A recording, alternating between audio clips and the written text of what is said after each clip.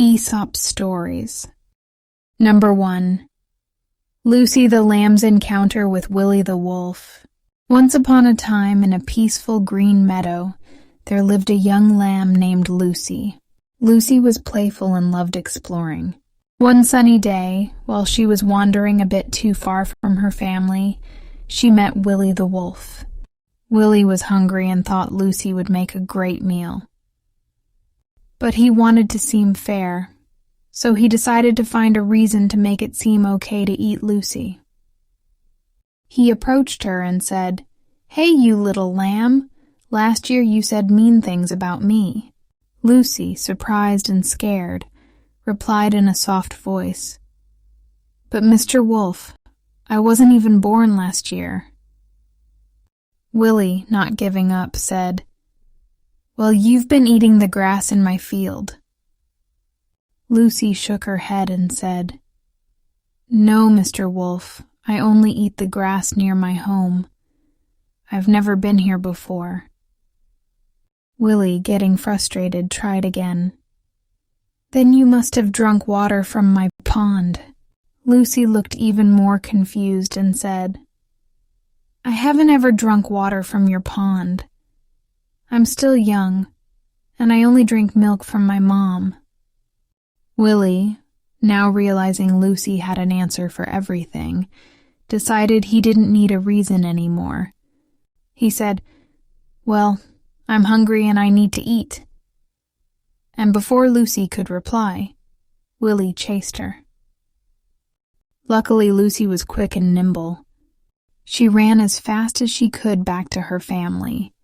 The other sheep saw her coming, and together they scared Willie away. Lucy learned to stay closer to her family after that. And Willie the Wolf learned that sometimes you can't always get what you want, especially if it's not fair or kind. And they all lived happily in the meadow, learning to respect each other's space. Number 2. Benny the Bat's Clever Trick.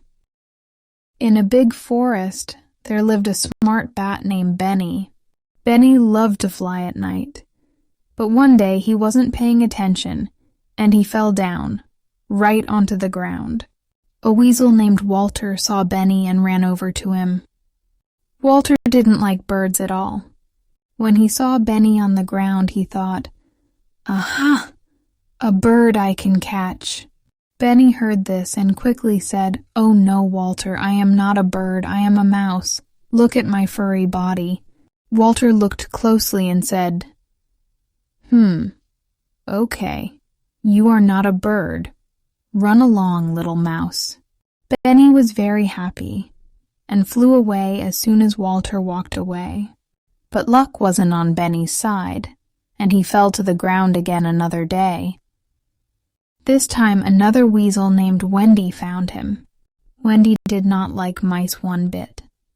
She said, "Yummy, a mouse for my dinner." Benny had to think fast again. He said to Wendy, "Oh, Wendy, I am not a mouse, I am a bat. See my wings?" Wendy looked at him and said, "Oh, I see. You have wings. Go away, bat." Benny flew away quickly and didn't look back. From that day on, Benny was much more careful during his night flights. He also learned how clever it was to use his words to get out of trouble. Benny knew it was wise to change the way he spoke depending on who he was talking to. This way, Benny lived many more happy nights in the forest, and all the animals in the forest learned that Benny the Bat was not just another mouse or bird. He was smart and knew just what to say, no matter what. Number 3. Sammy the Donkey and the Singing Grasshoppers. In a sunny field full of flowers, there lived a donkey named Sammy. Sammy spent his days carrying heavy bags for the farmer and his nights in the quiet barn. He didn't mind his work, but he always wished for something more exciting. One warm afternoon, while resting under a tree, Sammy heard the sweetest music. It was a group of grasshoppers chirping happily in the grass. Their song was so lovely that Sammy felt a great wish to sing just like them. Walking over to the grasshoppers, Sammy asked, "What do you eat to make your song so sweet?" The grasshoppers stopped their chirping and said, "We drink the morning dew, and that's all we need to sing." Sammy thought that if he ate the same food, he could sing like them. So, he decided to drink only the dew like the grasshoppers and not eat his usual food. Days passed, and Sammy drank only dew every morning. But he started to feel weak because dew alone didn't give him the strength he needed to work.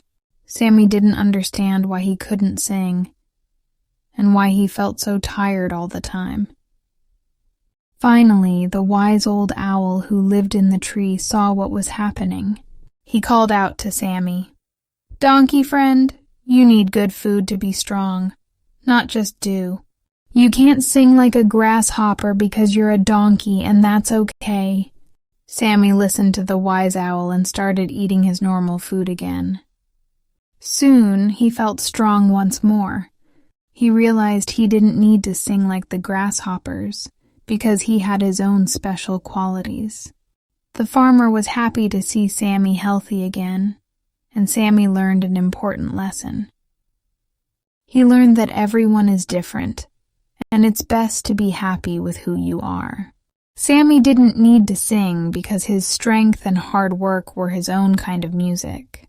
And from then on, Sammy enjoyed the grasshoppers' song without wanting to be like them, and the grasshoppers enjoyed Sammy's company just the way he was.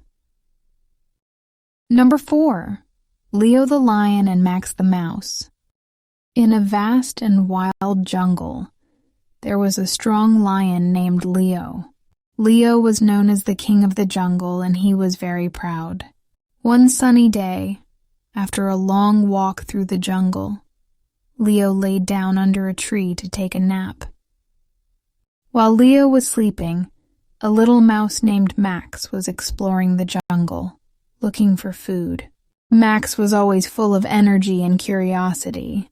Without seeing the sleeping lion, Max accidentally ran right over Leo's nose. Leo woke up with a roar of anger.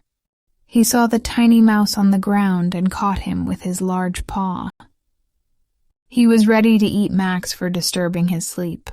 Max looked up at Leo with big, scared eyes and said, "Please, Mr. Lion, if you let me go, I promise I'll help you one day." Leo looked at Max and laughed. "How could a little mouse ever help a big lion like me?" he thought. But Leo was feeling kind and let Max go. Not long after, Leo was walking in the jungle when he fell into a trap set by hunters. They tied him up with strong ropes and left him there. Leo tried to get free, but he couldn't. He roared and roared, hoping someone would hear him. Max heard the roar and recognized it. It was Leo. Max ran to the place where Leo was trapped and saw the ropes. Max didn't waste any time. He started to gnaw at the ropes with his sharp little teeth. The ropes were very thick, and it took a lot of hard work. Max kept chewing and chewing, and finally the ropes broke. Leo was free. Leo looked at Max and felt very thankful. "I never thought I would be saved by a little mouse like you," said Leo. Max smiled and said, "Even the smallest friend can be a big help." Leo and Max became the best of friends. Leo learned that kindness is never wasted, and everyone, no matter how small, has something to offer. And Max learned that being brave and helping others feels great, even if you're just a little mouse. From then on, Leo protected Max from any danger in the jungle, and Max made sure Leo never got caught in a trap again. They both lived happily in the jungle, taking care of each other. Number 5. Charlie the Charcoal Maker and Freddy the Fuller. In a small village there was a man named Charlie who made charcoal for a living. He worked hard, and his hands were always covered in black dust. Charlie was a friendly man and liked the idea of having company at his home. One sunny day, Charlie met his old friend Freddie, who was a fuller. A fuller is someone who cleans and whitens clothes. Freddie was always neat and his clothes were spotlessly white. Charlie had an idea. He said to Freddie, "Why don't you come and live with me? We can be great neighbors and save money too." Freddie thought about it for a moment. He looked at his clean white clothes and then at Charlie's black, dusty hands.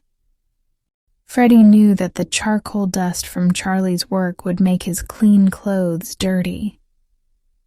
Freddie said to Charlie, "I think it won't work, my friend. When I make clothes white, the charcoal you make will turn them black again." Charlie was a little sad, but he understood what Freddie meant. They both laughed and agreed that some things are better kept separate. Charlie continued to make his charcoal, and Freddie continued to clean and whiten clothes. They remained good friends and visited each other often, but they kept their homes separate. Charlie and Freddie learned that sometimes friends can be very different, and that's okay. Everyone has their own way of living and working, and it's important to respect that. So, Charlie the charcoal maker and Freddie the fuller lived happily in their village, each doing their own work and enjoying their friendship without living together. And the villagers always had someone to make their fires burn bright and someone to make their clothes clean and white.